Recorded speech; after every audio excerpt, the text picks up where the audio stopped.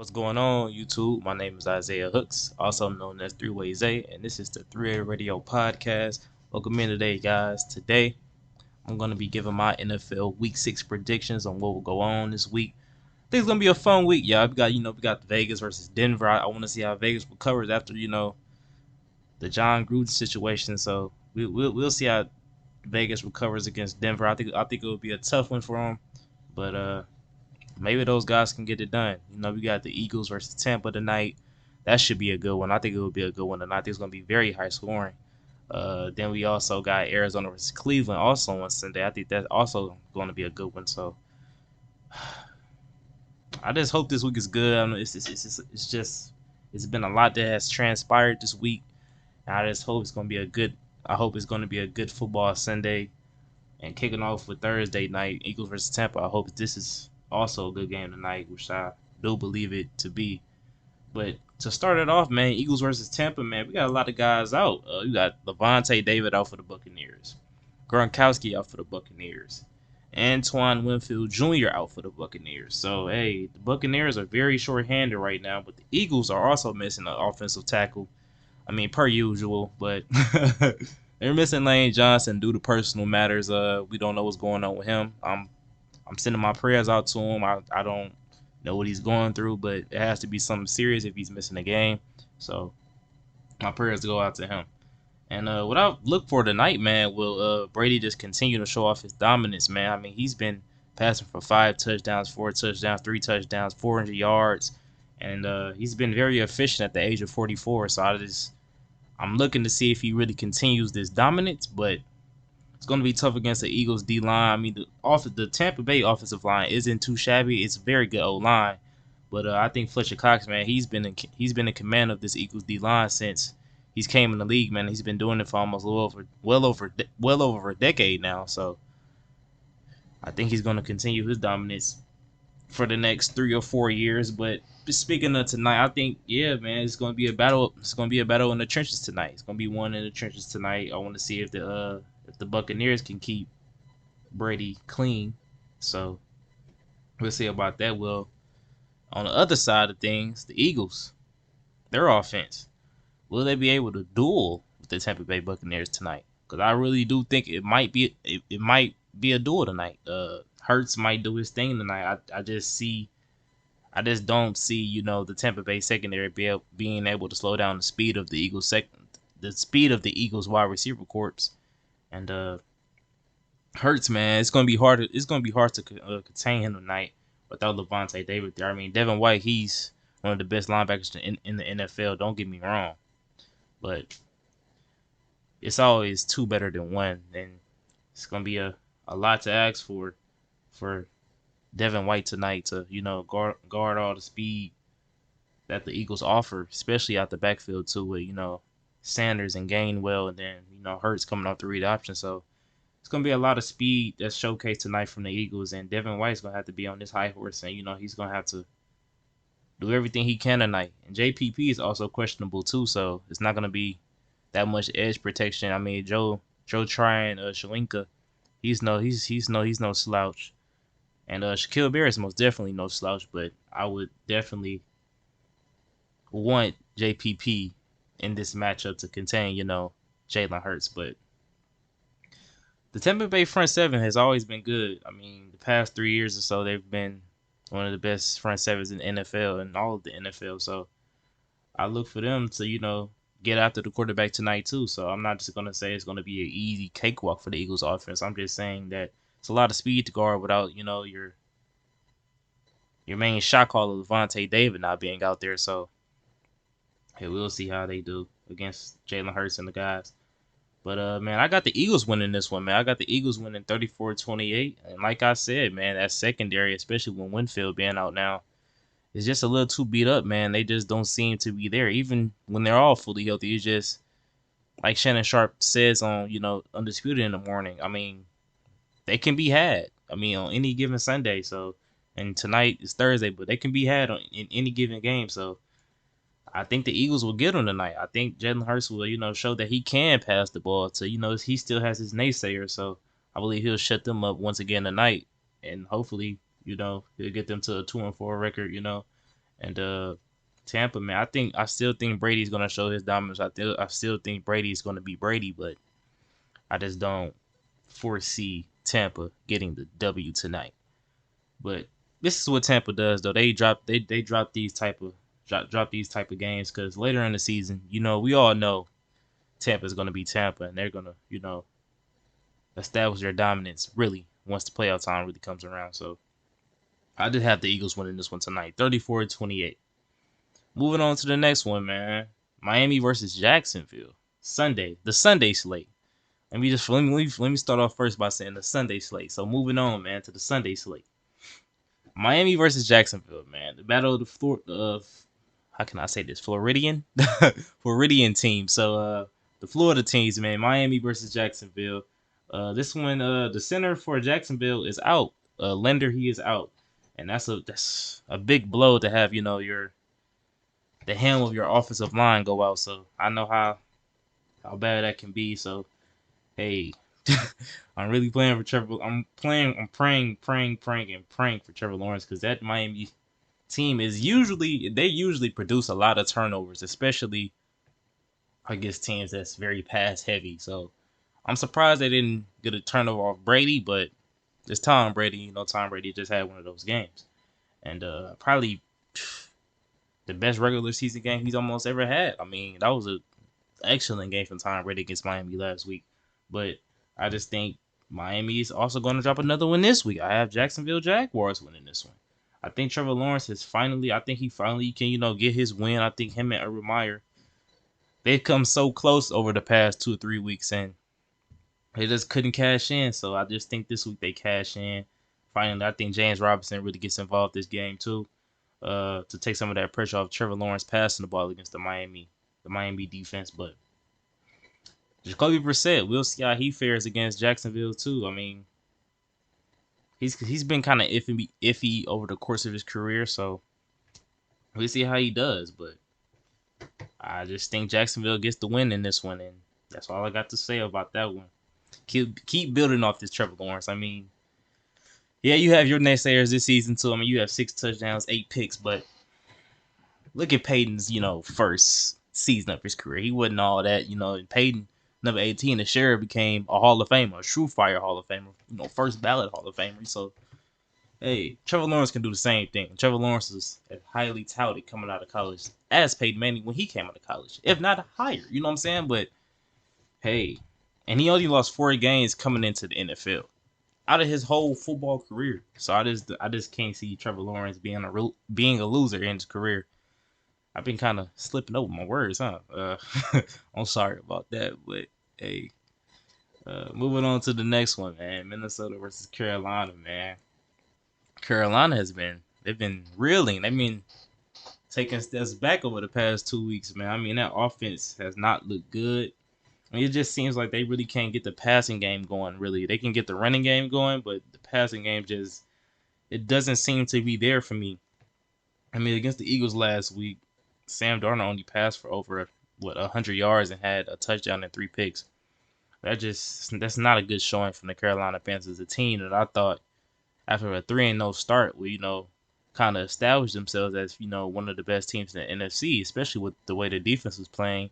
And now that they got Stephon Gilmore, the defense is going to be even more scary. With the offense, man, I just need to see more from the offense, and it starts with Sam Darnold. And he has to be able to pass the ball. He has to be able to pass the ball at a consistent rate, especially in this tough conference where you have Tom Brady, Matthew Stafford, Russell Wilson when he comes back, Kyler Murray and the Cardinals now. So it's just a bunch of teams, and you're the Minnesota Vikings, the team they're about to play. You're going to have to be able to score against these teams because these teams have high power offenses, especially with the Vikings having Justin Jefferson, Adam Thielen, all those guys over there. So. And they put points up at a consistent rate too. I mean, last week against the Lions, they didn't do too good in the point total, but that was a tough division game, so I kind of understood. I understood that one. And against the Browns, also they didn't put up quite enough points, but that was a low scoring game. Also, they also held the Browns to under 20 points. So, I mean, Minnesota. And they also almost beat Arizona the week before that. So, and put up 30 points. If it wasn't for the kicker missing the field goal, I mean, come on, that's a dud. They should be really. What is it? What is the rate? They should be what 3-2 right now. So hey, Minnesota, I feel for you on that missed field goal against the Arizona Cardinals, man. But yeah, I have the Vikings winning this one, man. I got the Vikings winning 27-20. I think the Vikings they really found a groove with this W right here, building off this W, and they just continue to be a force in the NFC, just be a tough team to match up against in the NFC because the defensive line is there. I mean, Michael Pierce, Danielle Hunter, Everson Griffin is still there. Eric Kendricks is over there in the linebacking core. So this team isn't bad at all. Harrison Smith is still commanding the secondary. So this team it still has talent all around. So I just believe Minnesota is going to find this groove and be that team that's going to be a tough matchup to go against in this NFC conference. So yeah, I got Minnesota picking up the win, man, 27-20. Moving on to the next game, man, Chargers versus Baltimore Ravens. Now this one might be the game of the week. Not gonna lie, this might be the game of the week. The Chargers, 47-41, man. That game has to be probably game of the season already. I mean, what game can you really say that's been better than that? Like so far, the Chargers versus the Browns last week. I mean, Justin Herbert is. Should I say it? I mean, should I really say it? I mean, because I really think right now he might be the front runner for the MVP, man. Hey, hey. That's what it's looking like right now.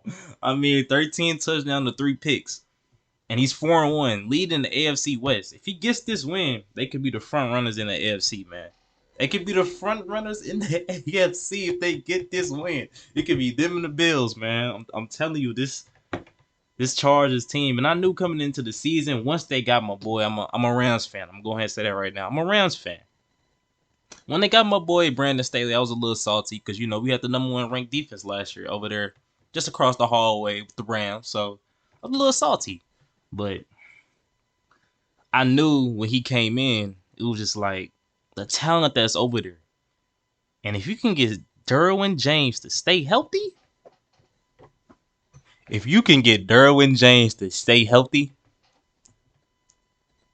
sky's the limit. Especially when you got Asante Samuel now, the junior. So, hey, Joey Bosa. Hopefully Kenneth Murray is able to come back. Chris Harris Jr. So this team in LA across the hall from my team, the Rams, the Chargers, they're scary. I mean, Keenan Allen, Mike Williams, Jalen Guyton can get off, Jared Cook can get off, Eckler can get off.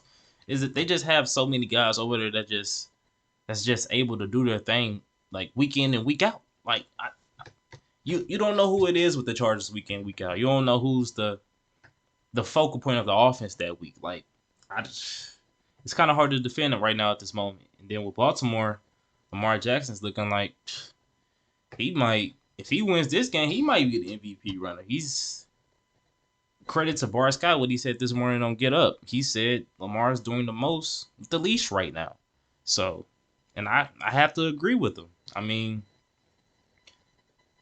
Hollywood Brown is starting to step into that role where he's just like, okay, he's going to establish himself as the #1 wide receiver. He's doing his thing now. Mark Andrews had also a great game, but I guess when you look at it from a spectrum of like when you see other teams #1s like Kyler has DeAndre, the Rams have Cooper Kupp. We just don't look at Marquise Hollywood Brown. What I'm trying to say is that true #1 guy. So I guess that's why a lot of people are now like even coming into the season. I'm sorry, said Lamar Jackson didn't have a solid #1 wide receiver to throw it to because people think Hollywood can be like a #2 or #3 wide receiver on another team. Like he'll be the #2 wide receiver on probably. You think he'll be the #2 wide receiver on the Broncos? I mean, to Cortland Sutton, guys like that. So, but right now he's showcasing that he's a #1 wide receiver and Lamar's trusting him. So, I think this is going to be a high scoring game, another high scoring game with the Chargers. I think this one with another AFC North team at that. So, If the Chargers win this one, man, it's gonna have a lot of playoff implications. I'm sorry, implications, implications. It's gonna have a lot of playoff implications. So we'll see how this one goes. Yeah, I have the Chargers winning 34-31 though, man. I just think this one comes down to a 3-point game, and I think the Chargers end out on top, and not the Baltimore Ravens with the greatest kicker with the greatest kicker ever, and Justin Tucker.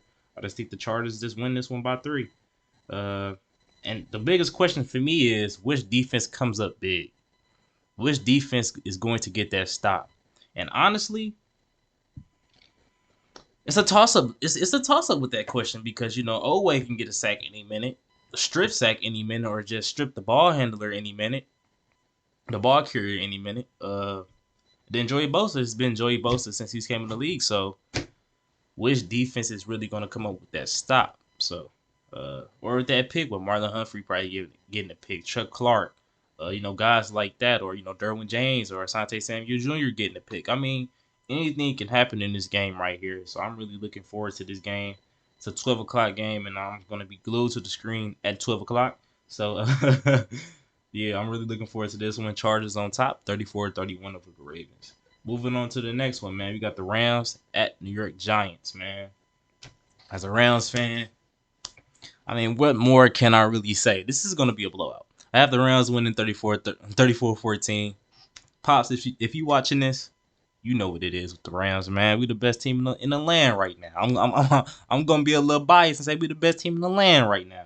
I mean, that loss to the Cardinals, anomaly. So, that's not gonna happen again. And Stafford, he played terrible that game. That was just an off game with us still trying to figure out the offense and how we supposed to do things. So, you have to bear with us that game. You have to bear with us. And now with the Giants, though, it's a lot of injuries over there. Daniel Jones has a concussion. Saquon sprained his ankle. Like a tennis ball was on his ankle. The wide receiving court. Sterling Shepard should be coming back. Slayton probably should be coming back. I'm not really too sure about that one. But Tony, man. Kadarius Toney.